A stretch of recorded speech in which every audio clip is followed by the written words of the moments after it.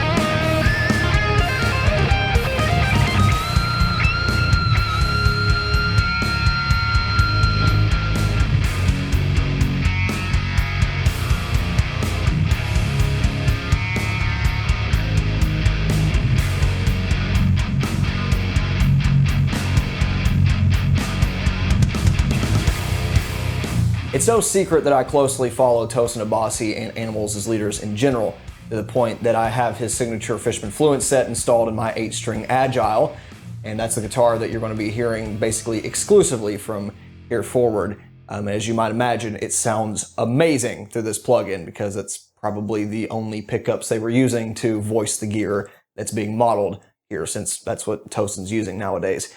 But just like many aspects of this plugin, I feel it's sort of a double-edged sword. This is kind of that one-stop shop to sound like Tosin, assuming you can play like him. Not many can.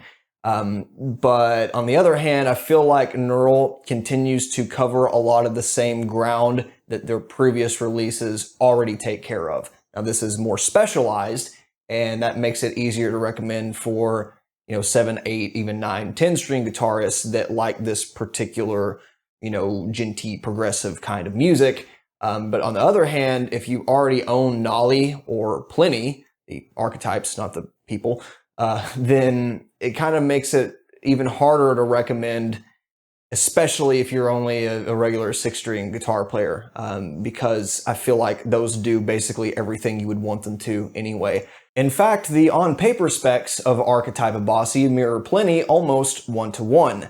We have some varieties of a compressor and a drive pedal. There's 3 amplifier channels, the high-gain lead, crunchy rhythm, and a completely clean amp. There's the same graphic EQ section seen in Nolly and Pliny. There's a single cabinet, once again, the handful of microphones. This time the impulse responses were captured by Nolly. We've got the post effects with delay and reverb, both of which are stereo, include modulation, ping pong, no tape saturation, like on Pliny. And then we've got the same I/O presets, all these things that we've been used to since Dark Glass and the Fortin products. So with that said, all these components in isolation, obviously they're different. In fact, some of these aren't even really comparable outside of being in the same class of pedal or amplifier. And there's a number of features exclusive to the Archetype Abasi plugin that I think makes it a worthwhile product, especially to those that see a lot of value in those features. But at the risk of sounding like a broken record, I still think Nolly tops the charts in terms of pure value for a vast majority of guitar players out there and producers. And even then, I'm not finding these recent releases that includes Nolly, to be nearly as innovative or frankly interesting compared to a lot of their earlier products. I think that is partially due to the fact that we've now had 3 artists in a row in this Archetype series that caters towards contemporary progressive rock and metal genres. And so, yes, there's going to be a lot of tonal overlap, a lot of the same workflow, a lot of honestly the same sort of tones at the end of the day, with some outliers here and there. And I think that's ultimately what you're paying for, is some of those exclusive features, like I alluded to earlier. But to be 100% honest, I wouldn't be doing my job if I didn't at least mention that I'm kind of feeling plug-in fatigue with these releases here. I'm kind of hoping Neural gets back on the track of some more, really in-depth amp models, maybe works with some other companies, or just brings in different artists in general. I'd be cool with that too. Hell, bring in a country artist, bring in some doom metal guys, whatever. As much as I am the prog metal fan, I think this needs some time to kind of cool off, in my opinion. So with that, let's take a quick tour of the Archetype Abasi plugin, talk about some of the things that it does really well, and some of the things that I'm missing from a lot of the other Neural DSP releases. Starting with the pedal section, we begin our signal chain with the Abasi Logos compressor, which is extremely interesting because Tosin owns his own guitar and gear company called Abasi Concepts, and the pedal that follows it, the Pathos, actually exists in real life. It came out late last year, if I remember correctly. And this is kind of a weird way to announce a pedal, if it's going to actually come out, with zero fanfare. But maybe it won't. There's a couple other stomp boxes later in the signal chain that, I have my doubts that they would actually make one. But either way, it's an interesting way to secure the intellectual property for it. And regardless of whether they end up making it or not, I have a strong feeling that this is based on a pedal that he's already using anyway. I'm just going to set this right here for no particular reason. Tosin is very much in that category of guitar players like myself that doesn't really like compression. It's a necessary evil, especially, in post when you're mixing and stuff. That's kind of tolerable. But in terms of actually playing with a compressor, I don't like the feel of it. But a pedal like the Bogner Harlow, which is more of just a level boost and kind of a tone shaping tool, kind of achieves that because this uses a Rupert Neve transformer with this bloom control, and it kind of just sounds like you're pushing a power amp, and you get some really amazing results from it. I did a little bit of an in-depth demo on this on my top 5 unsung pedals, and both Tosin and Javier Reyes use that, and this behaves very similarly, except the compression control doesn't actually increase your volume level like this would. So my guess would be this is very heavily based on the Harlow with some digital tweaks to, make it that much easier to use in this environment. The Pathos is no slouch either. This is an extremely versatile drive pedal. If you dime the gain and dial in plenty of bass and treble, you get a lot of a contemporary drive sound.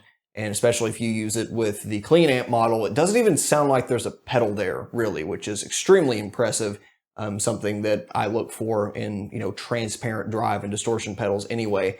Now, it loses most of the distortion when you dial it back to noon. It starts to blend in with the gain structure of the amp you're using, so it can kind of be, again, in that transparent category if you want like a crunch cascading through crunch kind of thing. You can still maintain a lot of your pick attack if you use the edge setting, but if you want something that's, just kind of that fuzzy, warm low end, switch to smooth, and it'll round out your transients a bit. The one complaint I have about this pedal that would have made it practically perfect for me is when you minimize gain, you still have just a little bit of dirt and compression. Not a lot, but it kind of sounds like that Tube Screamer at, 9 o'clock. So I would have loved to see like just a slight modification to this to make it a pure clean boost. And it's still pretty good even at that, and you can certainly use the Logos as a clean boost of sorts, but that's just a mild nitpick that I think would benefit 8-string guitar players in general. But, you stack this up with the rhythm or lead amp, dial back the bass, put mids and treble to taste, and it still makes for a pretty good overdrive pedal. On to the really fun part then, the amplifier section. Now, I'm very familiar with the rigs that Tosin's used over the years, and he's most recently taken advantage of the clean pedal platform concept using a Morgan SW50R as his clean channel, kind of a glorified power amp, as he would put it. You still get the tone stack, you still get the preamp tube gain structure when you hit it hard, but it's mostly transparent to the point that he can use any combinations of his drive and dirt and boost pedals and get his awesome distortion tones. And so I would hazard a guess that this is indeed based on that same Morgan amp. Now, there's plenty of modifications here that are, even a couple are present on the other amplifiers, that make this a whole new beast, and it's pretty exciting, I think. So the first thing that you'll find on all three amps are these low and high shelf controls, and they sound like they're level compensated, which is really good. By that I mean when you turn one on, it doesn't just get louder. You know, if you have like a parametric EQ and you just crank a shelf, obviously the rest of the level stays the same, but then you add, 3, 6, 10 dB, whatever you dial in to the high end. Well, that doesn't really happen here. It kind of shifts everything to become the same loudness overall. So you'll actually hear the entire character of the amplifier change. Whether you hit the high shelf alone, that'll kind of sound like you rolled off the low end and increase the high definition. If you turn them both on at the same time, it sounds really scooped out, so on and so forth. So for more vintage settings, I would leave them both alone. But for that really crisp, Tosin clean sound, switch them both on. Things get magical. The standard amp controls on their own are pretty great, as always, with Neural DSP products, especially when you crank the master volume here. You get a lot of touch sensitivity, some great breakup stuff, as if this were a non-MV amp. So that's really cool. The star of the show for me, though, is this blend control. And for all intents and purposes, this replaces like a piezo system that you would otherwise have to have specially equipped on your guitar. I don't know exactly what they're doing. It kind of sounds like some sidechain compression and a lot of heavy EQ. But basically with the blend control all the way to the left, you're getting 100% amplifier tone. But all the way to the right, it actually bypasses seemingly everything up until the very last part of the signal chain, which includes the delayed reverb. So with blend fully to the right, you're not hearing an amp, you're not hearing a cab, you're just hearing your guitar DI heavily sculpted to sound basically like an acoustic, and it's wonderful. Most of the time with this kind of processing, I find that, a single coil on the middle or neck position is generally the best way to fake an acoustic. But in this configuration, I actually find that the neck humbucker on those Fishman Fluences were the most convincing for me. Now, you get some real magic when you start to blend the two, especially around 50% or higher, where you get a little bit of tube warmth, kind of mid-heavy band-pass tube amp sound, and then you blend that with the bass and, pick attack of like a jumbo acoustic guitar sound. It's epic. So definitely mess with that, and even try some lightly distorted tones and blend in that, really clean pick attack, and it's pretty cool. This is one of those features where now I want to do this on everything, and this kind of obsoletes the clean channels on their previous iterations for me personally. Tosin's pedal platform rig throws a wrench into my predictions for the next couple of amp models because, are these just clean tube heads boosted by drive pedal, or are they actually high gain tube amps? I don't know. Which would he go with in his signature VST plugin? Either way, the next amp is kind of a Friedman affair. You still have those high and low shelf controls, but you do have the inclusion of a tight knob, which seemingly is some variation of a low cut, maybe even a high mid boost. Definitely sounds like you roll off on a lot of the low end as you dial it up. And this is a control that is featured on Friedman BEODs, which he does take advantage of in his rig. So maybe they just combine some of the best of that circuit and put it into a real amp. Who knows? But there's also another peculiar exclusion here. There's no middle control. It's kind of weird. On a Marshall tone stack, though, if you max it out, it always just kind of sounds even. So maybe that's what they did. Who knows? Either way, it's not sorely missed, as the bass and treble controls still act logically. It's not like a Baxendal thing.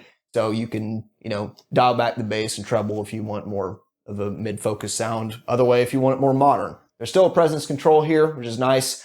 And again, master volume reacts like a power amp should. The lead amplifier channel, donned in a bumblebee yellow head shell and featuring 6 preamp tubes in its artwork, is another one that's kind of hard to put my finger on. Perhaps it's based on some of the amplifiers that he used to play in years past. Maybe it's like a modified PRS Archon kind of sound. I know he toured with that with Generation Axe for a while. Maybe it's something strictly custom. Who knows? Either way, I find this to be really suitable for those downtuned contemporary, almost squishy guitar tones. The tone stack works for it. The gain structure is really good with EMG and Fishman Fluent style pickups.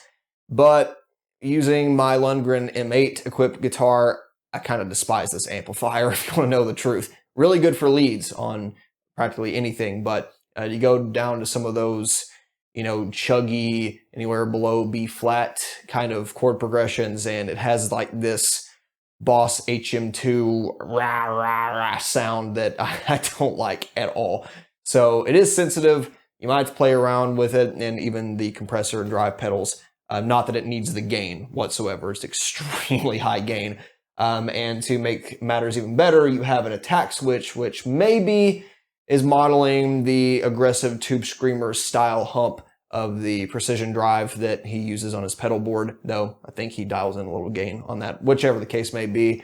This, again, could be a lot of distortion pedals thrown in front of a clean channel, and that's the model. Either way, can't say for sure. But for those liquid style Petrucci leads, A+. No doubt about that. But it is very picky on rhythm sections for my taste. After the amplifier section comes, of course, graphic EQ, which, as simple as it may be, I would still like to say thank you to Neural DSP for putting in one of my most valuable tools. I can't live without GEQ. Please include this in the Fortin amps at some point. I would very much enjoy that. What can I say? It's your standard 9-10 band kind of thing. So keep doing that. On to the cabinets then. This one is, again, kind of hard to guess because Tosin's used a number of cabinets on stage. I know he uses now, I think, a Friedman 412 in combination with an open back Morgan 212 on the side. He used an Uber cab at one point. And that's all complicated by the fact that Nolly shot the IRs for this. So it was probably something in his studio, and it could have been completely different from any of the IRs that are included in his own Archetype suite. So I have no idea, to tell you the truth. It sounds good on everything. Tried these out with the Fortin amps, and I definitely think the ML Sound Labs V30 captures there work better with those amplifiers. But these are very, very good for the amp sounds included. And I can rarely say that about these kind of tones that range from silky clean, almost DI sound to high gain like this. So no real complaints other than the fact that there's like 4 microphones. That's all you really need. I would have liked to see a Neumann at some point, but yeah, you've got your general 414, 57, 421 sounds, Royer R121. It's all the basics. Lastly, the echo effects featuring the Abasi Kronos D and Kronos R. Again, I highly doubt we'll ever see these pedals in reality, at least in this configuration, as they pretty much mirror all of the previous delay and reverb implementation seen in the other Archetype suites. Again, there's no tape saturation control. There's no space on the Kronos R. Got a couple little different tweaks here and there, but they still very much fall into that contemporary progressive kind of echo sound. Tosin being a user of the Strymon Big Sky and Timeline, that shouldn't be a big shock to anybody. And they're easy enough to use. I could dial these in 10 seconds flat. So no complaints there, and they sound like something Tosin would use. With that said, we are now 5 guitar-specific plugins deep without seeing a single modulation effect. And that's not a knock against the Abasi suite specifically, because Tosin doesn't use like chorus or flanger or anything. So this is accurate. But in general, I would really like to see Neural take a stab at, classic Boss CE1 or Dimension effects, or even some of the flanger and ring modulator sounds that I like when other guitarists use them. Major wish list item for me would be if they worked with Greg from Car Bomb. That would be ridiculous. I'd love to see his Archetype suite. But I guess that's my major complaint with the post effects section. It doesn't do all that much different compared to Nolly and Plenty.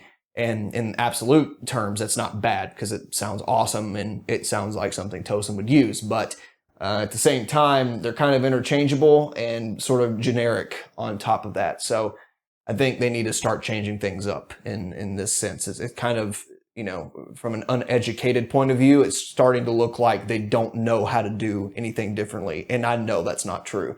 But it's kind of getting stale now since we've had back-to-back Archetype releases, and it's been more or less the same effects every time. So I'd like to see something different there. But at the end of the day, I'll let you be the tonal judge. So have a listen to a few more presets that I dialed in, which gives me an excuse to break out the few Animals as Leaders riffs that I can almost play.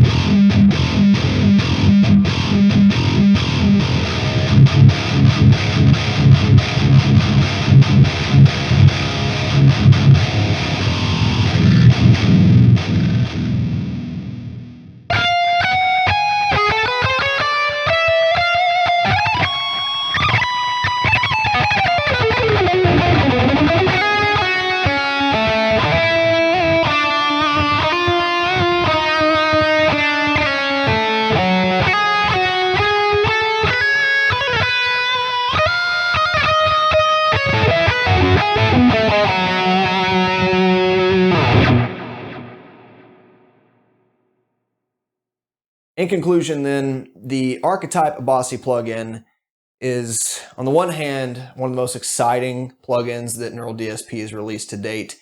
And on the other hand, objectively speaking, it's perhaps the safest and least exciting one they've come out with because, yes, Tosin is one of my favorite guitar players, and I love watching the guy play, an absolute brilliant player. And having this little creative window into his process, into his tones, wrapped up in a bow and presented in a digital format, that's pretty great. And just like the other plugins they've released, the value compared to the real gear is insane. 120 euros for all this compared to the pedals alone are going to cost that, not counting all the other amplifiers, effects, and stuff for strictly recording, not counting playing out loud in the room. And if you just enjoy that kind of stuff like I do, then that doesn't matter.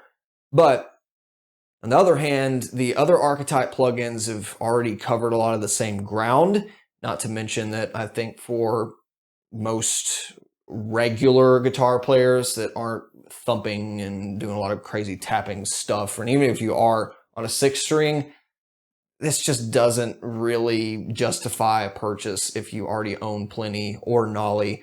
And unlike the last review, I think either one of those can be justified over this one for certain use cases. Nolly, I still think, is the one to get if you produce anything from jazz guitars to pop songs to commercial rock to the most brutal of metal, because it can kind of do everything. It just kills in its value, even at a higher price. There's just so much more there. Now, if you don't prioritize or think a lot of cabinets and a lot of amplifier channels are useful to you, then that doesn't matter.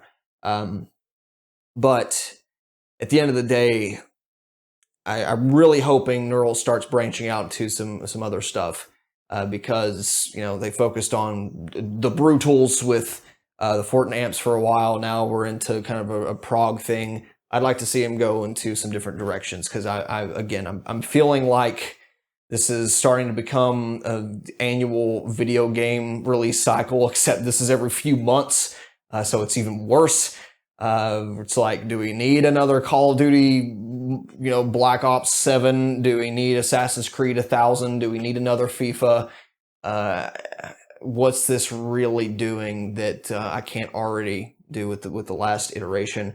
So there's the cynical part of me speaking. With all that out of the way, though, this is the one Archetype that I personally considered buying the most. I've still not, because I could use that almost $100 on a couple other things that are higher priority. But for the workflow and for the sound, I could definitely see how it's worth it. So mixed recommendation. The quality is there. It's never not there with Neural DSP. It's just, this is a highly specialized affair compared to some of their other releases. And I think Plenty and Nolly are going to continue to be daily drivers for a lot of people. This one can be a good contender for those that dabble in extended range guitar stuff. So it's cool. Make up your own mind on this one. It's kind of a divisive one. So with that, any other questions, comments, as always, please leave them down below, and we will see you next time. Thanks for watching. Bye.